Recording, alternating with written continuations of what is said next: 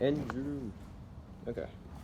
So, today, in a kind of sense, actually, should I write?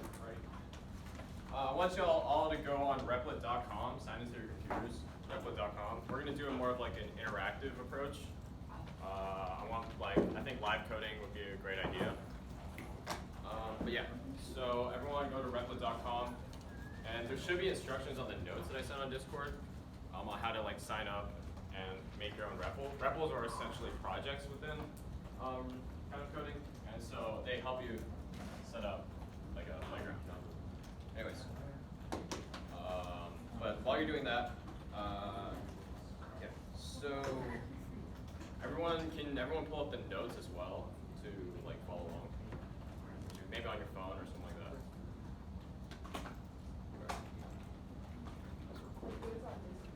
Yeah, I sent notes. The school website blocks Discord.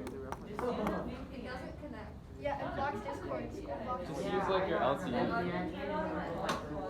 I really need it. Personal profile. No, this one.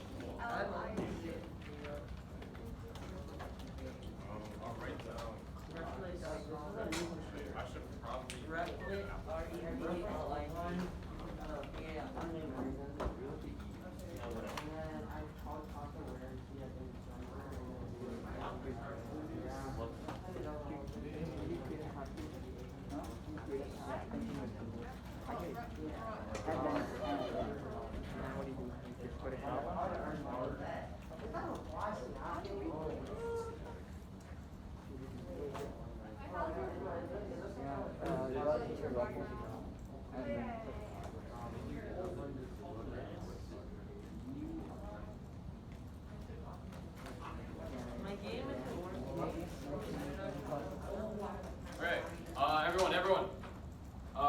So once you make your REPL, which is essentially a project, you'll be given a main file. It should look something like this. Public static main, public static void main. It should be void in main. We'll explain all these concepts later, but for now, just essentially know that this is going to be like the center of your code. This is going to be like the most important area. Okay. Let's see. Stuff to note about. Is everyone on Replit right now? I can't tell. Okay, good, cool. Like stuff to understand, like on the left side there's like a files tab, which showcases like where it's going to be, where your files are going to use. If sometimes in some projects you may need to use like extra TXT files, text files. Some use .in. I guess it's input, but just know that when you need to use another file, you can add them in the files tab on the left. Okay, so yeah. You'll also notice some icons. You probably won't use it. One has like a database symbol. You probably won't use it in your high school career, but just so you know, it's on there. And code's in the middle. You also notice either on the right of your screen or at the bottom of the screen, you'll see a big black box. That'll be your console. This is going to be where your output is, and you can probably do input, or you can do input as well. Yeah, and then there's the invite button on the right. So if you want to bring like a teacher or your friends into it, you can always use invite. But those are like the basic idea of Replit. So yeah, so let's do a warm up. So how do you print a variable? Or like if I was given integer x n equals to 2, how do I print it? Like raise your hand. Did you say something? Oh, raise your hand. Okay. Okay, what? Yeah, system.out print. And then print these x. Yeah. Oh, shoot.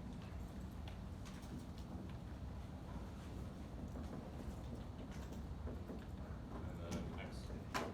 So, yeah. So in order to print out a variable or any sort of variable, it's system.out.print and then the variable name. That's kind of be the formula of how you're going to print stuff. We'll explain this in more detail, but just essentially know that when you type this into your main kind of block, it's going to output whatever x is assigned it to. So in this case, it would be output 2.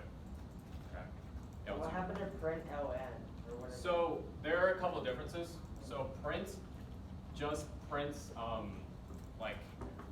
it prints in kind of one line, but with print ln, it adds a new line character, and then it starts again on the next line. You can try to test it out. Like, if I said, let's see, int y equals to 3, right? So if I did system.out.print x, and then I made a system.out.print y,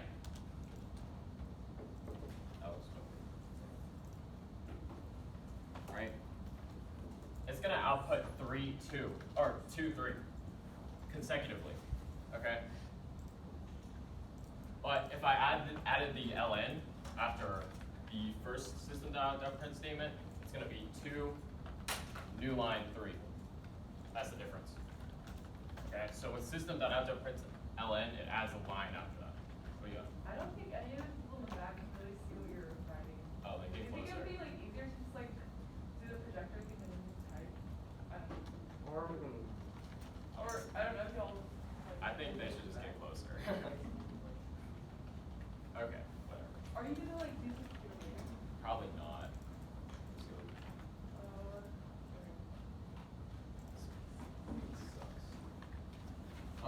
But yeah, that's the difference. So kind of one thing I would like to start with within this kind of small course is a lab. So in many of your CS classes, you're going to be doing these things called labs, or kind of like projects. And essentially you're given like kind of a prompt, and in order to answer that prompt, you have to use code to answer it. So first one would be what we call a Bmi calculator. So if you don't know what Bmi is, it's body mass index. It's kind of like if you have a really low BMI, you're underweight. If you have a really high BMI, you're overweight. And so the formula for BMI is weight over height squared. That's the formula, okay? So do you guys remember what like the basic operations for arithmetic are in Java? Yeah, what we got? Yeah, just plus sign, minus sign, and the star is multiply. And then one more a we got. slash is division. And Yeah. then we have modulus for percent. We'll talk about modulus later. But yeah, that is there. So, yeah. So what do you think are like approaches to answer this problem? Division. So yeah, we'll definitely need division. What else do we need? Multiplication. Yeah, we'll need multiplication, right? Because this is squared, that's squared. So what we can do in this lab, all right? We can start off, we can make a new variable, right? If you remember, in order to make a new variable, you gotta put in your type, which is the int, right? We want an integer in this case.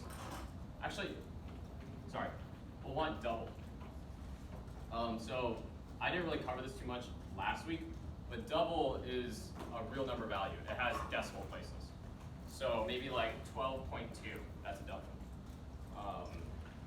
13.3, also a double. And so, yeah. So I put in some like sample input in the notes. I don't know if you can reach it or not. Please use LTE to get it. But, so we'll have our first double. I'll call it W for weight. And then we'll make another double. Always remember to add semicolons at the end of your statements. Okay, that's kind of syntax, and that's going to be important. Double H, which is height, and W. Right here. So yeah. How do we explain this? Alright. So what we do first is we create two variables, one for weight and one for height. And what do you think we should do next? How do you plug it into this equation? What do you got? The weight divided by h times h, so w divided by h times h. Yeah. So what do you think is, there's actually one thing wrong with it. What do you think is wrong? Parentheses Yeah, cool. around the h. So this is going to be kind of how we're going to do it. And the fun thing is, we can answer the question by just saying system.out .print W divided by H times H. And so yeah, this is a kind of a new concept, but you can add parentheses to do like PEMDAS in your order of operations. Did y'all learn PEMDAS? Yeah, right? I'm sticking. Okay. But essentially, this is basically what the lab is. You create two doubles, and you use just arithmetic to follow the formula. Got it? But yeah, so try it out on Replit. I'll give you like 5 minutes, just like type it out. Get used to like the environment. Remember that these three like lines have to be inside public static void main. That's the only thing. And don't try to change anything else. That'll probably give you errors. But yeah, it shouldn't be too hard. Can you guys read it? I don't know. Yeah, they can read it. It's their fault. Does that say 1035? 1.05. 1.035. 1.0. 1.0. Wait, like that person is 1 meter? Okay. So actually, for this standard, weight is in kilograms, and height is in meters. So there are 1.35 meters tall, which is 100 and wait. That's really, really short. Sure, why not? They're really short. Cool. But yeah, that's this idea. So try to copy this code, and then press the green run button at the very top, and then you should get out 17.1. Yeah, do what you want. I don't really care.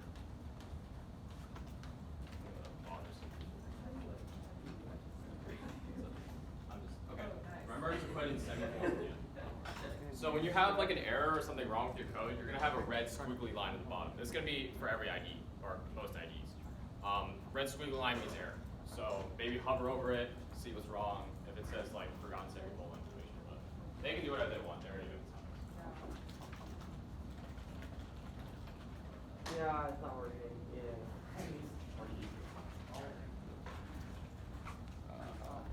I didn't do it yet. Oh, you can do what you want. Yeah. Oh wow.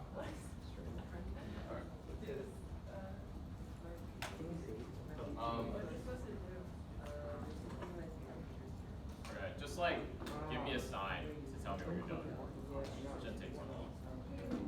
You're done, I know that. Yeah, it's running. By the way, Replit shouldn't take too long. Maybe 10 minutes. What if I want to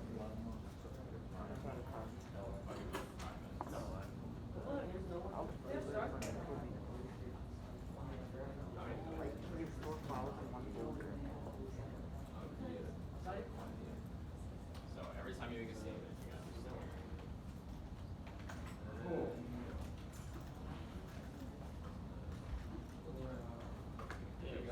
Okay. By the way, you're gonna have like a lot of gibberish at the very end. So it's gonna be 17.0.08 and then like a million other numbers. Don't worry about that. Especially with doubles, you have a very high precision error. There's like a lot of stuff that can go wrong with doubles because computers suck at decimals. That's like the summary. Double do. Doubles? You said that? Yeah. So doubles just store like numbers of decimals. That's really it. But yeah, that's kind of like reverse. Dual. A lot of problems use doubles. But I'll talk about solutions to avoid precision error later. Yeah. So. Okay. So now we're going to talk about like some like the very basics of what a function is. I'm not going to teach y'all how to create a function yet, but what exactly is a function? So the most common function y'all seen is system.out.print.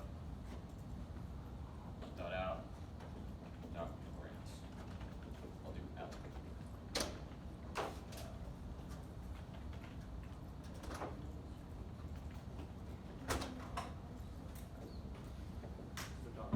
So this is kind of this println is known as a function. Okay, its job. Each function has its own job. It's like its tool, and it does its own thing. And its job is to output in the console. So you'll notice if you click run and you saw like 17 blah blah blah in the black box, that's your function. But that's its job. That's the function's job. Okay. There's like many different types of functions, and there's different like uses for them, and they all have their own jobs. That's the idea. But sometimes functions can return values. And return is a pretty hard concept to learn, but I'll try to teach it. So I'm going to introduce a new class. It's going to be called math.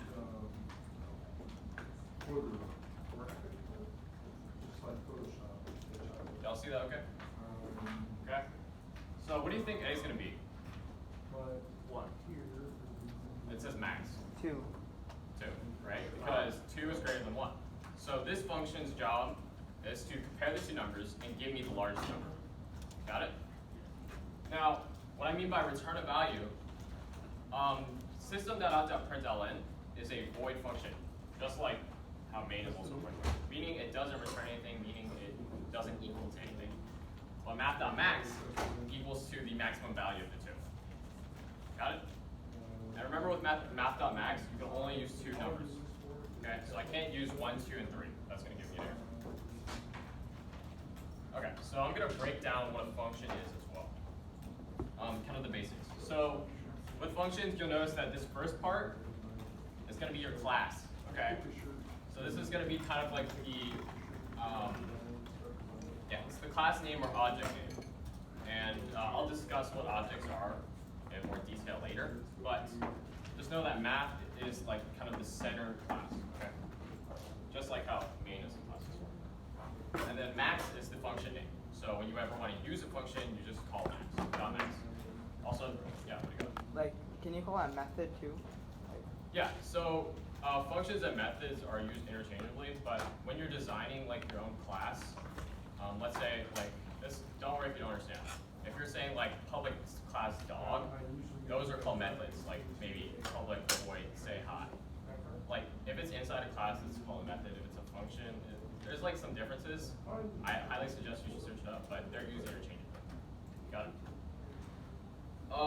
But yeah, so classes examples are like math and system. Okay. Don't type this in, you will get an error for math. I'll explain why later. But yeah, and you'll notice that inside the parentheses, we have two numbers. These values inside are called parameters. Okay? Parameters are kind of like your input in the function. Got it? So in system.out.println, print, the parameter is whatever's inside. So in this case, it would be s. The parameter is s. This for math.max, the parameters are 1 and 2. Okay, just remember the parameters are the stuff inside parentheses. And yeah. So also, quick notes. Functions, you'll notice that in order to call them, sometimes you'll have to use dot max or dot name, dot something. That'll be a very common like syntax kind of idea, but just keep that in mind. Some use dots, some use don't.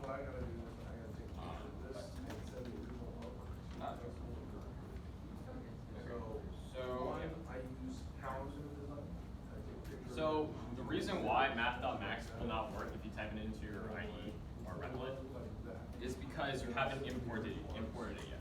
Okay, math doesn't come out of nowhere. Okay, you need to extract a library to get it, or use a library. And so imports should go at the very top of your code. And the formula is, I'll write it here. Import Java .lang.math and then semicolon. If you ever get an error, it's usually if you don't have a semicolon, but this is kind of what it looks like. Now, with imports, you'll see a lot of dots as well. But Java's kind of like the big massive class, and inside there's lang, and then inside that there's math. That's kind of idea how it goes. What this allows us to do, it allows us to get all the functions that math has. Got it? Yeah. Cool, like side note, you could import everything in the java.lang class by just saying java.lang.star. And in a lot of coding practices, they use star as, it's like a reference to everything. You don't need to know this, but it makes things, it's like short. And the most used subject, okay. Anyways, so, yeah. So the two most used imports, or the two most used libraries for that matter, are java.length and java.util. We will be using util later on today. Why are you so close? Really? Okay. But these are the two most used, and I think that is a question on your like vocab in CSA. What do you want, Jake? Oh, what are we talking about? This guy. Oh, okay. So, but yeah. So these are going to be your two most used. Got it? The front D, you're in the camera. Sorry, what? You're in the camera. What do you mean? Camera. What did you do? No, he did. No, he's in the camera. Oh, stop getting so close, dude. Can't see me? Okay. So today we're going to introduce strings. They're a very important type of data type, just like integer and double, right? String is a data type, meaning it goes, if you're defining it as a variable, it goes first. So I'm going to call string S, maybe H, right? One thing you'll notice about strings is that you'll always put them in double quotes. If you noticed earlier when I do system.out, right, I always put into double quotes. Always put into double quotes. Now when you're doing a variable, right, if you're outputting a variable, let's say I had, actually yeah, so S is going to be my variable name. I don't need the quotes anymore. I can just put S. Got it? And if you put the quotes, it'll give you, it'll just print out S as a string instead of D. Understand? Cool. So, yeah. Strings are basically text. So, David, string of text, right? That's going to be a group of text. It's going to be, yeah. Those are strings. Okay. Now, one key difference is that characters, or char, let's say char C, is stored in single quotes. Got it? But they only store one letter. And one thing to note, a string is a little different than integer and double, in that integer and double are known as primitive data types. Okay? I'll explain that a little bit more later, but know that string is technically like an object, which is like in a different class of its own. And a string is essentially a collection of chars or characters. But yeah. Okay. So today, now we're going to get into input. So I put this off later on the first day because input's a little weird. But today we're going to be talking about scanner. So scanner is going to be the most common and what people use for, I guess, CSA too. I saw you use scanner too. For sure. So yeah, scanner. So scanner is not a primitive data type, but it is an object. And it has its own functions, it has its own capabilities, it has its own attributes. This is the formula for scanner.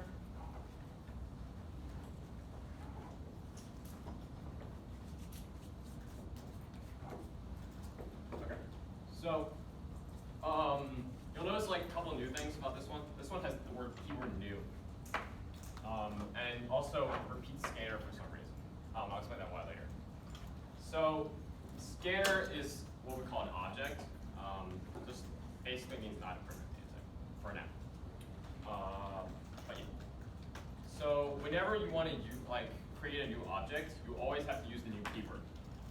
And then after that, usually they have something called a constructor. And what a constructor does, it makes the object true.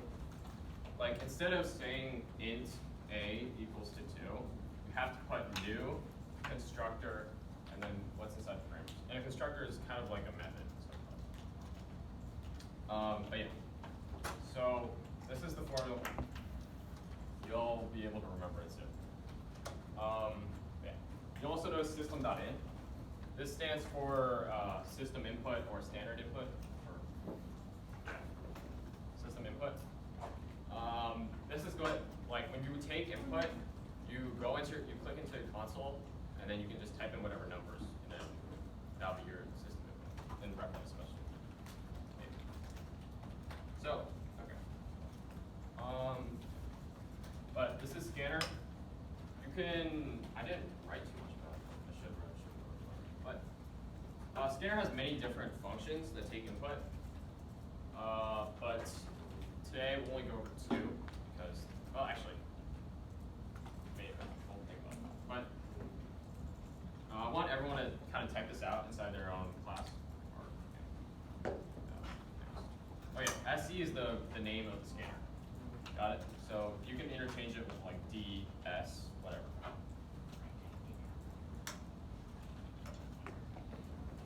So with input, right? You type whatever you want to take input from into the console, and it's kind of hard to understand. But, yeah. So what's going on in this line is we create an integer a, and we assign it to what the input is in the console. So I want everyone to type this out. Oh, forgot something. Scanner also has an import. It's going to be import java.util.scanner. You have to put that at the very top of your code in order to use Scanner. Okay, I want everyone to type it out, and yeah. So you can run it. This should not have any errors. Make sure you put your semicolons. And in the black box of the console, maybe put in 2 or maybe 3. Okay.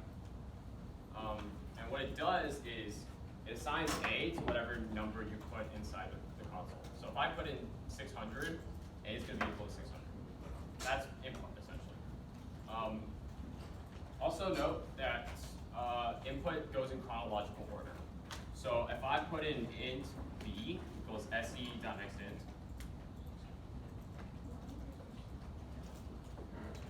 b, okay, so with this, if I run the code again, I have to put in 2 different numbers. So let's say I put in 1 and 2. That means A is going to be assigned into 1, and B is going to be 2. It goes in chronological order. Got it? So the second number goes to B, first number goes to A. Because, like I told you earlier, but code runs from top to bottom too. Now we're going to talk about the functions, right? So next instance. So Scanner has a lot of functions, but one thing they have in common is next. Got it? So the formula to take input from a certain data type is your scanner name, so in this case it's sc dot next, and then in camel case, or put a capital letter of the next word, put whatever data type. So if I wanted to put double, next double, it would be like this. And remember, when you use functions, they usually have parentheses, except one case, no other case, and that's with the rest. But yeah, so next double. This will take input with a double, so maybe like 12.7, 12.2. Yeah, okay. A string would be with next line, right? No, but actually it would work for next line, but I'll explain that. So let's say you want to take a string with like the whole line, right? You want to like input whole line. Yes, that would be se.nextLine. It will work. But let's say you want to take, like, this is going to be my input right here. It'll be David and Zane. That's my name. Right? This is going to be in one line. Next line, if I do se.nextLine and I make a string called, like, A. Oh, yeah, by the way, you can't have 2 variables with the same name. So. But if I did string A equals to se.nextLine, A would be equal to all of David Zhang and including the space as well. But let's say I want to just take David. I don't want Zhang. Okay, maybe just Zhang's too weird, right? I take up, if I just want to take in one string or one piece of text, I do se.next. That's just to take David. That's the difference. So you are right, yes. If I wanted to take input, I could use it next line. But remember, next line takes the whole line, not but yeah, the whole line. Any questions? I'm moving a little fast. I noticed that last time. Yes. Yes. What do you got, Jake? Nothing. It don't work though. Look at the code. Fine, I'll look at the I code. copied you, and then you were wrong. Look remember guys, when you use scanner, you have to import .java.util_scanner, top right. You have to put this at the top of your code, or else they don't know what scanner is. The compiler doesn't know what scanner is. When does the fees due? Sorry, what? The fees. Oh, fees? Yeah, the fee. Oh, September 30th. What? What?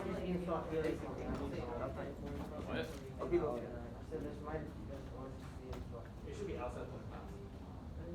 Yeah, it should be outside the class. So it should be at the very, very top of your code outside the class. Got it? Is everyone following? Yeah. Cool. Wait. Okay. Sorry, guys.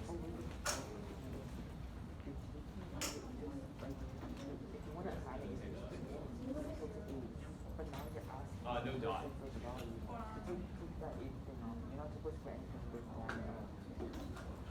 Oh, scanner with a capital S. Scanner with a capital S. You always do scanner with a capital S. But there's no system. It's free to input, so it's right.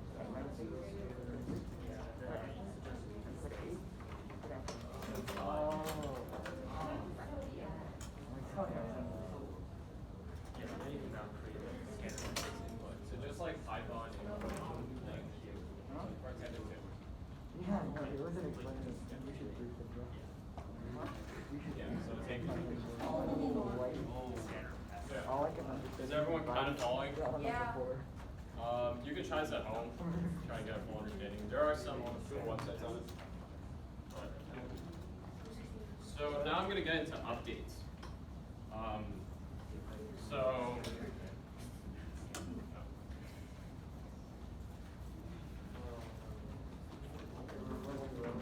So let's say I have integer x, right?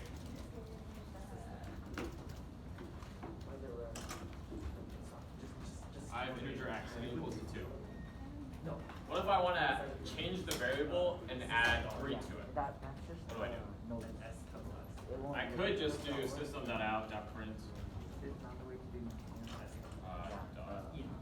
print x plus 3, and I would get the right answer, but x is still 2. Nothing's changed. Plus equals, Yes. Yeah. So these are called updates. If I want to update the value of a certain like number or string, something, I use this x plus equals to 3. Got it? This also works for any operation. So you can do x minus equals 3, and it will give you -1. Make sure you have your symbol 1. X multiplied equal to 3, it will give me 6. X divided equal to 3, it would give me, no, it would give you 0 actually. It's integer, I'm going to repeat this again. But when you divide two integers, right, they round down. So 3 divided by 2, they don't go into each other. There's no way to put three stuff into 2 groups, evenly. So they round down. So initially it'd be 1.5, but it's going to change just to 1. That's integer division. The integer that is like the smaller than the number. Yes. This is also known as the floor. It rounds down. So when you see floor in mathematics, just think rounding down. Got it? Just keep that in your mind. That's a common CSA question. A lot of people get it wrong at the very beginning, but I think they get used to it. Yeah. So one cool thing with Java is they have a nice little shorthand. Let's say I just want to add x by 1. A cool thing you can do is just x plus plus. And this would change x to 3. Now this only adds by 1. If you want to add anything greater than 1 or less than 1, you would have to do plus equals. But in this case, you can just do plus plus. And this is also known as increment. And then there's like a counterpart to it. X minus minus decreases the value by 1, so it would change to 1. And this is called decrement. Cool. Something to note, you'll see plus plus in for loops and a lot of cool stuff later. But for now, just keep that in your brain. David, Mr. David? said C++, like you get the joke. I get the joke. I didn't say that, but whatever. If you C++, Yeah, like S. Stop trying to be funny. Yeah, Anyways. dude, you're not funny. First you're Okay, listening, you want to please ignore it. Let's see. Okay, now we're gonna get to modulus.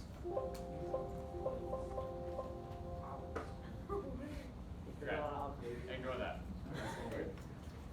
But I think you've heard it earlier. I don't know if Gray Shirt said it over there. But modulus is essentially the remainder. So if I had, I don't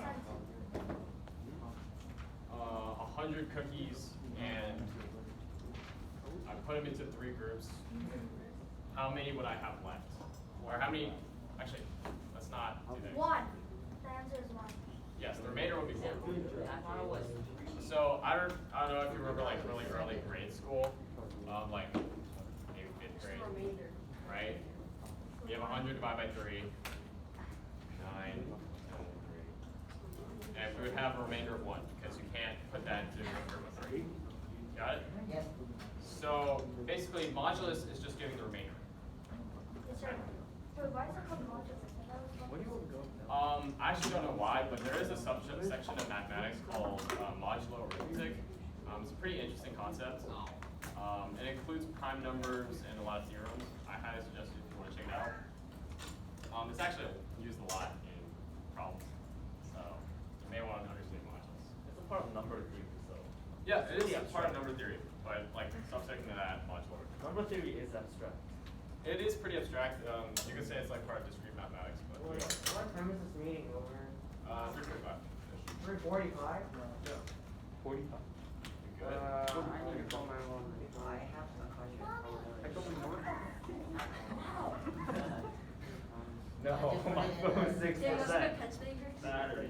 Dude, Drake, no one Okay. cares. Let me continue. Yeah. My phone's recording. That's Jake. Yeah. Okay, kind of a warm up. So, 600 mod 3, what do you guys think would equal to? 0. 0.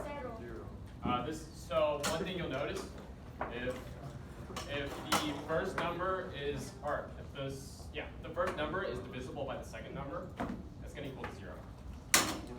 A very common case is even and odd numbers. So 101 mod 2. What is that going to equal? 1. 1. Uno. So whenever you see an odd number, not divisible by 2, and if you mod it by 2, it's going to equal to 1. If it's Even number. an even number, it's going to equal to 0. Got it? don't know what that is. 100 mod 2 equals to 0. How do you write something going so fast? I'm sorry, please ignore that. Anyways, so modules will be used a lot. Actually, maybe it depends. Okay, I gone over this last week, if statements and else statements and that stuff, but I don't think I explained it very clearly. So I was kind of on the spot on that one. But we'll start with comparators. So comparators, let's say you want to compare 2 objects, or 2 numbers for that matter, right? Let's say I have 2 and 3. Right? In order to, this is not code by the way, do not type this, you'll get errors. So the first comparator will be less than, right? I'm sure y'all seen the sign, but yeah. So because 2 is less than 3, this is going to equal to true. So with comparators, they equal to Boolean values, true or false. Got it? So what do y'all think this is?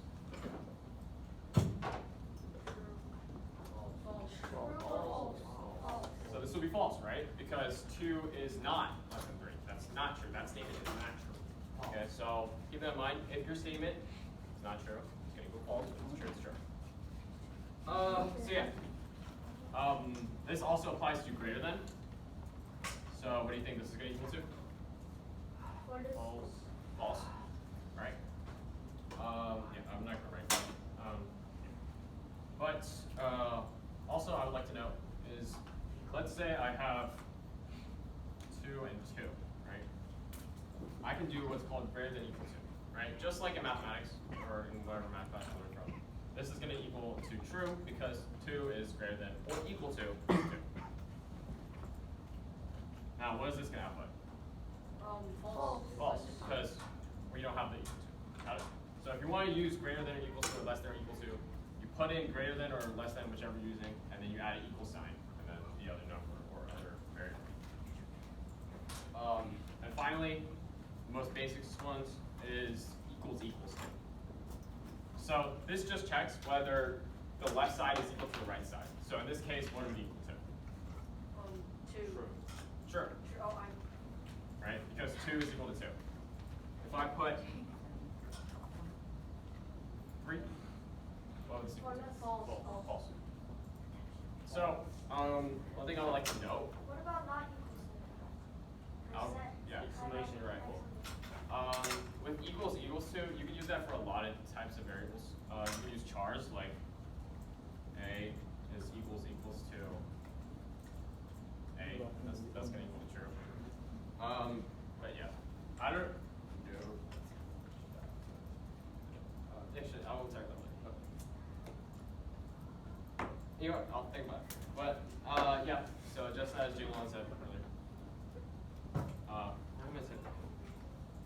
So then there's not equals to. So if I put 4 as this example, 2 not equal to 4.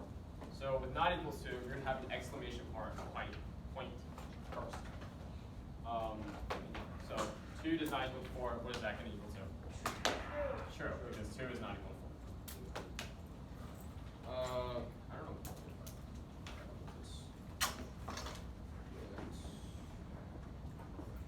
Yeah, I'll talk about it. Okay. So, I got into if statements last week. This is going to be a review if you came, or last Monday, this Monday. But an if statement is basically, it allows you to, oh, are you raising your hand or are you stretching? No. Okay. If statements allow you to run blocks of code that you want, like specify which blocks of code you want to run. So remember how this is block A, this is block B, their own separate blocks, right? So now with if statements, you can say like, let's say I want to run A but not run B, or I want to run B but not A, or both. If statements allow you to control which blocks you want to run and which ones you don't want.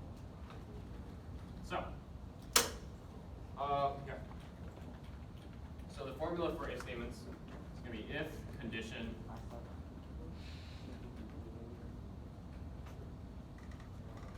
yeah. So this middle part runs if the condition is true, and if it's not true, it doesn't run at all. So let's say I have int x equals to 1, int y equals to 2, and my condition is going to be x equals to 2, or x equals to y. So is this code going to run? Is this block of code going to run? No, because that statement's not true. That means we skip it. So if this statement is true, yes, we'll run it. But in this case, it's false. So this statement does not run because the condition is false. I have a question. There you go. Is that gonna become an error? What? Is that gonna be an error? This part at the top? Yeah. Actually, as long as you have a semicolon as at the end of your initialization statement, that's what it's called, this block of code. This will actually run perfectly fine. You can put as many things into, like, you can literally put all of your code into one line for not so good organizational purposes. But yes, it is possible. Yes, you can put everything into one line as long as you have semicolons and space things out accordingly. Cool. But yeah. Make room. So this is going to be an else statement. And this runs if the if statement is false. Got it? So if x equals to y, so x is 1, y is 2. That means x does not equal to y in this case. So the code in the else statement will run. But if I change y to 1, the code in the if statement will run. Does everyone get that? Yes, sir. Cool. So yeah. And finally we have else if. So else if goes in between else and yeah, in between else and if. That's why it's called else And this runs, yeah, if statement, else if also is a condition.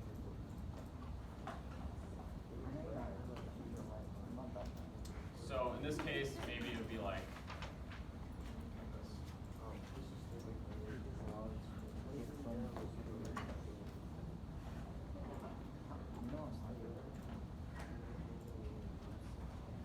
So what's going to happen here is x is 1, y is 2. So x is not equal to y. So that means this if statement is not correct. Then it goes down the line. So remember, if statements or any piece of code runs chronologically up, down, up, down. So yeah. So this is not going to run because x is not equal to y. And since x is less than y in this case, it does run. This case actually does run. So yeah. Essentially, else if statements happen if the if statement don't work, if the if statement above doesn't work. One thing I like to know. Do you have to have the else? Yes. You don't have to have the else. But essentially, when you use else, it's kind of going to be your like default case. When everything bad happens above, like you don't have anything else to run, else is going to run. So maybe if y is 0, right? So x is not equal to y, so this is not going to run. And x is greater than y, so this is not going to run. And that means it'll just run whatever is in the else statement. So with if statements, this is going to be a key idea.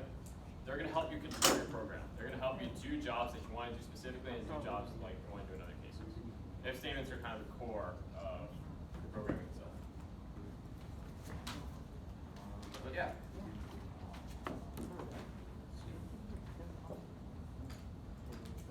Okay, so this is a little extra.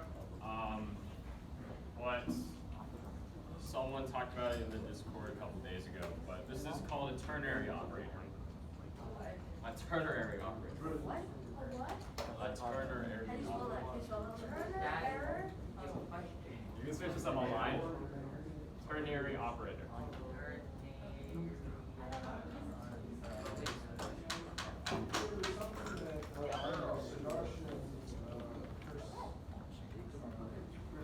Okay, and this is kind of the setup. If you don't know what it is, yeah. Well, it's a little niche. You don't have to use it too much, but I like to use it because you can do stuff in like one line. And the idea is, this is kind of the formula. So variable equals to condition, question mark,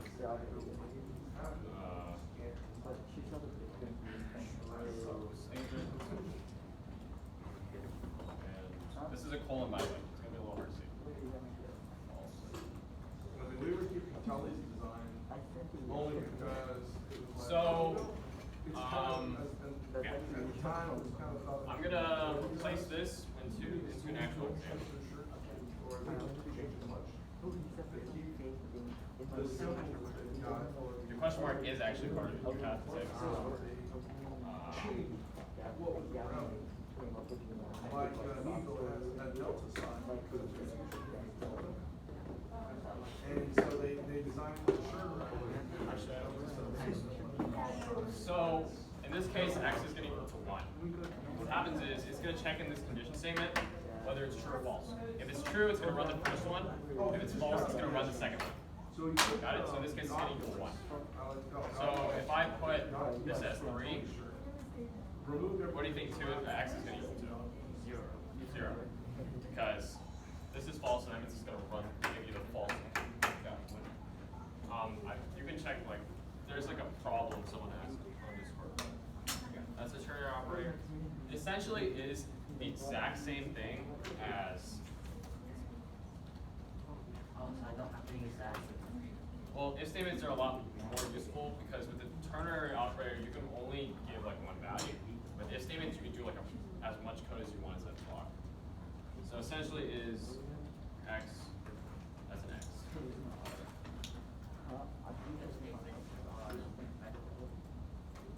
If statements are better usually, but ternary operators are like shorthand.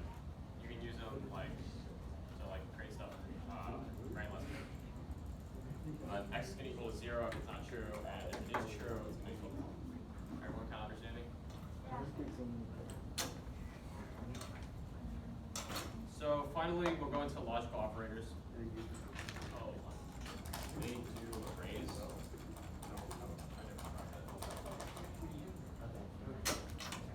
So, I mentioned this last time, but let's say you want to compare two values, right?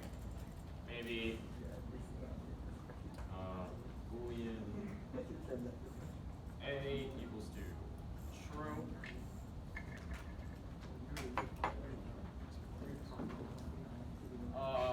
Boolean B equals to false. And with logical operators, you can join two Booleans together, or two comparisons together, two true or false values together. Got it? So there's two types, and or. So this is and. I talked about this last week, but I don't think I explained it that well. And essentially checks the two values, and if both of them are true, it's going to equal to true. So like put maybe like you can put this in an if statement by the way. So A and B. So will the code in the if statement run? If A is true and B is false?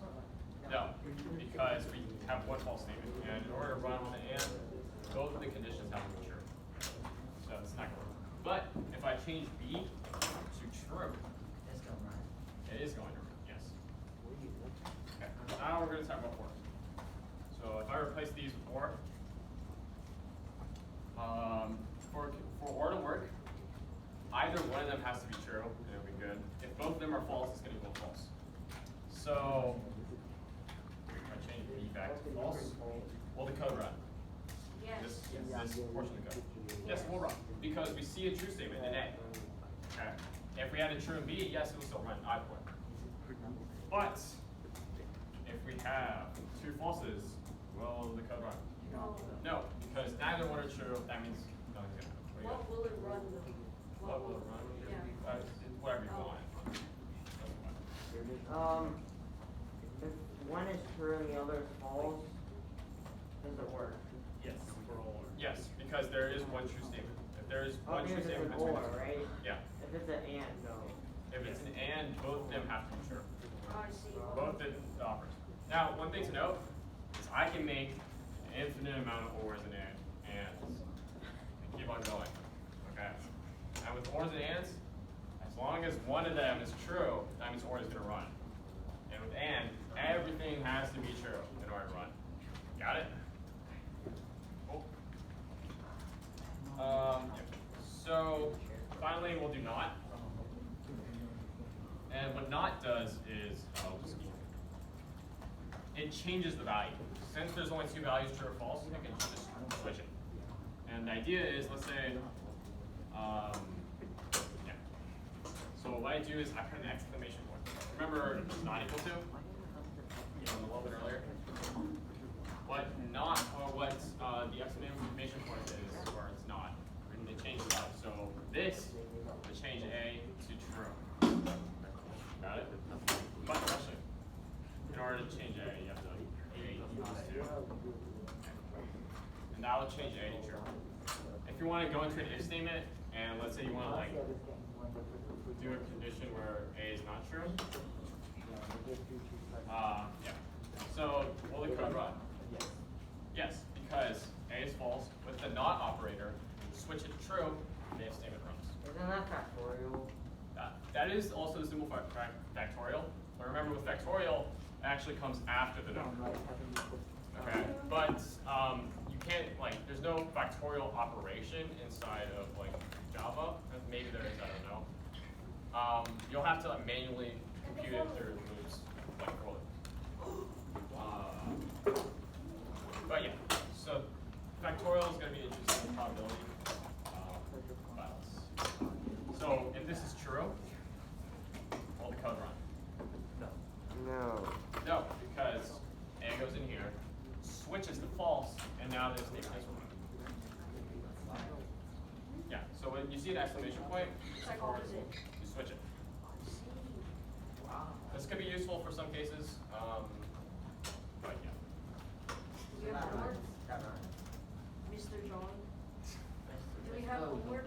I probably will send homework, but it's just you need to practice these like concepts in your head. And you can't just like read them in a book and over and understand it. What time is it, guys? 42. Okay, I'll introduce a quick thing before y'all leave. This is an array. So let's say I want to store like multiple values, right? Let's say I have, I don't know, the class average of class tests, like, right? The class average is a 2. So out of 100, maybe I have to store a class average. Maybe like one smart kid got 97 and then everyone got 65, 60, right? And then 71. I don't want to make several integers. I don't want to make like int a equals to 97, blah blah blah. That's just too much code. What? Oh, because you're gonna have to assign a variable to each one, right? You're gonna sanitize the Whatever, I'll talk about alcohol. that. So with arrays, yeah. So an array is basically a collection of data. Got it? So I could have a string array, a collection of text. I could have a double array, a collection of decimal numbers. Isn't that a list? Yes, in Python that will be known as a list if you take it. But an array is just a collection of numbers. It's going to be a collection of stuff, right? And the formula is data type equals to new, or data type equals to new data type, and then a number. Okay? So with an array, you have a fixed size. You can't change the size of your array. Got it? So if I have an array of size 12, later on in the code I can't change it to 16 or 10. You got it? After the name and the beginning one, don't you have to put a word? Oh yes, my bad. Yeah. But yeah, this is the formula. Example would be I can't memorize this integer array. Yeah, don't worry if you Like, can't how am I memorize. supposed to memorize? Like, oh yeah, I need to put brackets here and that. You'll get used to it. It's not like it's kind of you'll just you'll get used to writing like a million arrays. And you'll give you free lessons. A new int. I'm going to focus tomorrow. About 20 hours of Java, you But remember everything. so in this case, it's going to give you an array of size 6. Got it? Because I put 6 in here. So if I put in 12, I'll have a size 12. Fine. But arrays of big size. Got it? Yeah. Now, just because I wrote this out doesn't mean these numbers are going to be attached to it. Yeah. Okay. I will have to assign each number to each index. So arrays have two main things. It's accessing and modifying. Getters or setters. So let's say, this is going to be what the array looks like. It all starts out with 0 actually. Okay, I'll stop when it. So let's say I want to change the first value in the array. I'll say A0 equals to 1. You'll notice I put 0 instead of 1. With arrays and basically every single language except maybe 1, I think it's common. Sure. Arrays are counted by 0, or they're 0 base index. So they start out with 0 and they keep on going up. So this is the 0th position, this is the first position, the second, third, fourth, fifth. Got it? That's an important concept that you'll hear later. Yeah. So this changes the first number to 1. So after that, this is going to be 1. Got it? And let's say I want to retrieve that value. Okay? Maybe like if A0 is equal to 1. You just do the Right now, name, boys and stuff. bracket, I think just and then the index. Got it? Yes. But it won't. And this is gonna run true because the first index is Why do you have airplanes? it's supposed to be better for Mike, but I don't know. Dude, it gives me brain cancer. Anyways, This is being recorded. Oh. and you're No, blocking. it's okay though. You don't just be on Where's the camera? Oh, hi. Okay, whatever. Oh, you've been blocking the camera? Okay, you may have blocked the entire time. I don't know. Oh. One thing to note with arrays is it's also an object. Just like how scanner, we have to use new, we have to use new again. So common like theme is whenever you need to use an object, you'll have to use the new keyword. Got it? And the keywords you can't name your variables. You need to call it. Yeah. So 10 hours per I can just say the system dot out dot ln. Wait, Mr. David, Yeah, what's up? when you want to print something, you have to write the entire system out. Yes. Yes, you do. Sadly, you do. Why can't you just do print? Not like Python. Yeah. That'll be it for today. I think hopefully Henry didn't block too much of the camera. Uh-oh. We'll see. Very good. Okay. Checking receipts. But thank you all for listening. That'll be it for today.